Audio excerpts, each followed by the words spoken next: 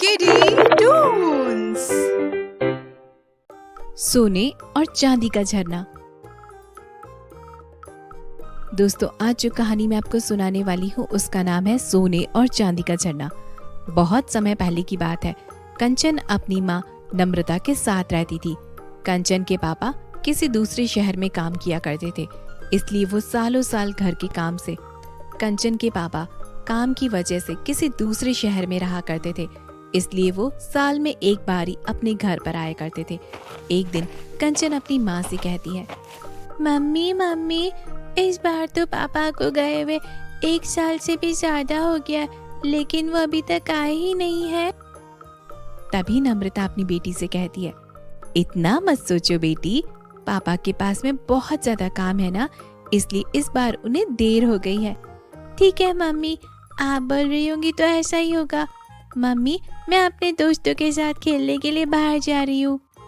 हाँ बेटी, जाओ, मगर आराम से खेलना और जल्दी आ जाना। नम्रता इस तरह से अपनी बेटी को समझा देती है।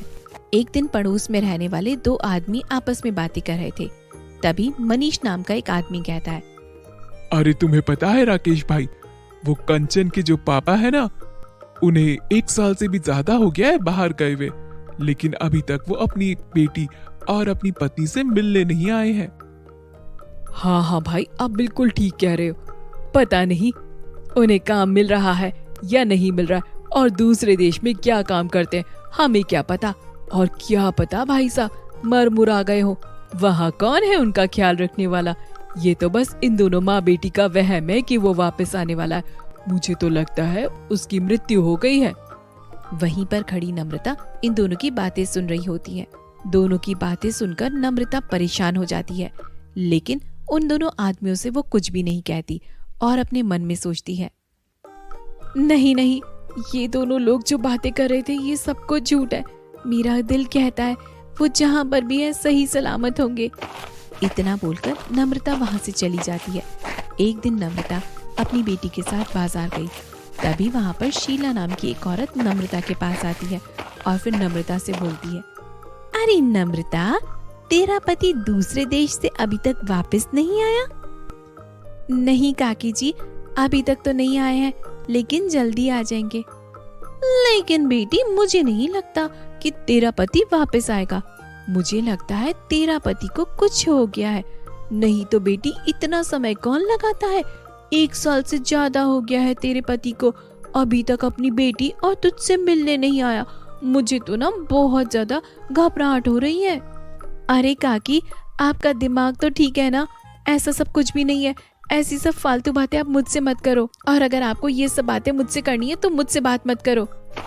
इतना बोलकर नम्रता वहाँ से गुस्से में चली जाती है, क्योंकि पड़ोस में कोई भी नम्रता से बात नहीं करता था, क्योंकि जो भी नम्रता से बात करता वह उसके पति के बारे में ही पूछताछ करता। इसलिए नम्रता ने अब सबसे बात करना छोड़ दिया था। नम्रता और उसकी बेटी कंचन दोनों बाजार जाते, लेकिन किसी से कोई भी बात नहीं करते। वो चुपचाप घर आ जाते। ऐसे ही दिन बीत रहे थे। नम्रता अक्सर कंचन के पापा की दी हुई शादी के समय की एक साड़ी को निकालकर उससे बातें करती रहती। एक दिन की बात है, नम्रता अपनी साड़ी को निहार रही थी और उससे मन ही मन बातें कर रही थी। तभी कंचन वहाँ पर आती है और अपनी माँ से कहती है, मम्मी मम्मी, ये साड़ी तो बहुत सुंदर है, लेकिन मम्मी, तुम अक्सर इस साड़ी को अलमारी से बाहर निकालकर इसे यूं ही ताकती रहती हो और न जाने अपने मन में क्या क्या बातें करती रहती हो। हाँ बेटा, ये तेरे पापा ने मुझे शादी में दी थी, इसलिए ये मुझे बहुत प्रिय है। अच्छा मम्मी, ऐसी बात है? ये पापा ने आपको शादी की सालगिरह पे दी थी, तभी तो ये बहुत खास है।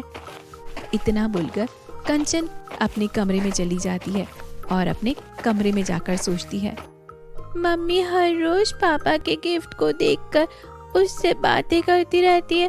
कितना अच्छा होता अगर पापा वापस आ जाते। पड़ोस के लोग भी कितनी गलत गलत बातें बोलते हैं, अगर पापा यहाँ पर आ जाते तो उनकी भी बोलती बंद हो जाती और मम्मी भी खुश रहती। अगले दिन नम्रता के घर के बाहर एक जमींदार आता है जिसका नाम राजेंद्र होता है। तभी राजेंद्र को देखकर कंचन बाहर आती है। आप कौन है? आपको क्या चाहिए? देखिए बहन जी, मैं राजेंद्र नाम का एक जमींदार हूँ।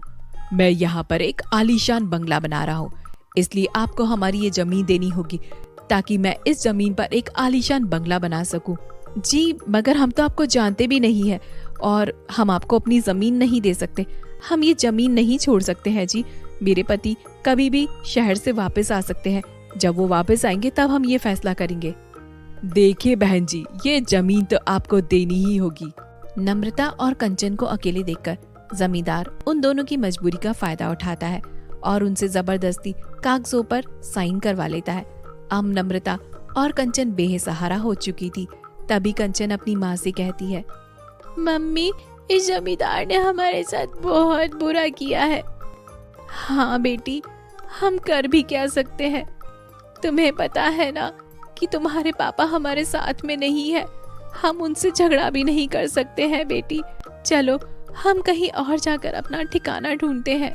नम्रता गांव-गांव में घूमकर सबसे रहने के लिए जगह मांगती है, लेकिन उन दोनों को अपने साथ में रखने के लिए कोई भी राजी नहीं होता। बहुत ज्यादा भटकने के बाद में नम्रता एक बड़े से घर के अंदर जाती है।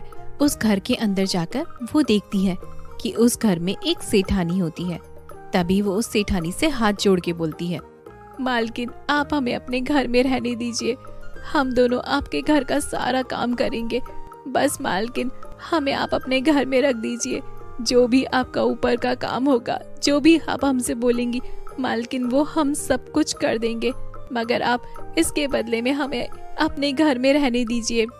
नम्रता की ऐसी बात सुनकर मालकिन गुस्से में नम्रता से कहती है, अरे तू पागल तो नहीं हो गई है क्या? तू जानती नहीं है हम इस घर में रहने वाले बड़े लोग हैं और हमारे घर में बहुत सारे नौकर हैं।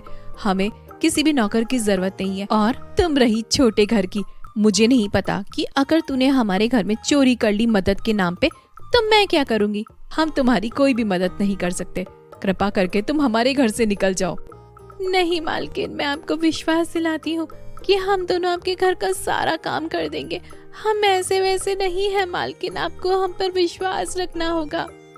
देख नम्रता, हमारे घर में पहले से ही बहुत सारे नौकर हैं। अभी हमें नौकर की कोई जरूरत नहीं है। चल निकल यहाँ से, मेरा दिमाग मत खराब कर। इस तरह से सभी लोग नम्रता को जलील कर देते हैं। भटकती भटकती दोनों माँ बेटी एक जंगल में जाती है। तभी कंचन कहती है, मम्मी, मुझे बहुत भूख लग रही है, कुछ खाने के लिए दो ना। ठीक है बेटी, तू यहीं पर बैठ, मैं कुछ फल ढूंढ कर लाती हूँ। नहीं मम्मी, आप यहीं पर आराम करो, मैं फल ढूंढ कर लाती हूँ। इतना बोलकर कंचन जंगल में पहुँचती है और वहाँ पर जाकर फल ढूंढने लगती है। कंचन को बहुत ज्यादा डर लग रहा था। कंचन डर के मारे इधर उधर देखती है, लेकिन उसे कोई भी फल नहीं दिखाई देता। तभी वो बहुत ज्यादा दुखी हो जाती है। अचानक जंगल में उसे दो सोने और चांदी की नदियां दिखाई देती हैं। तभी कंचन सोचती है, अरे ये तो दो चांदी के और दो सोने के झरने हैं, लेकिन ये सोने चांदी के झरने कैसे हो सकते हैं? तभी अचानक चांदी के झरने में से आवाज आती है, हम दोनों कोई मामूली झरने नहीं है, बल्कि हम जादुई सोने और चांदी के झरने हैं। जब उजाला होता है तो हम अपने झरने को उजागर करते हैं, लेकिन जैसे ही अंधेरा हो जाता है तब हम सोने चांदी के रूप में बदल जाते हैं।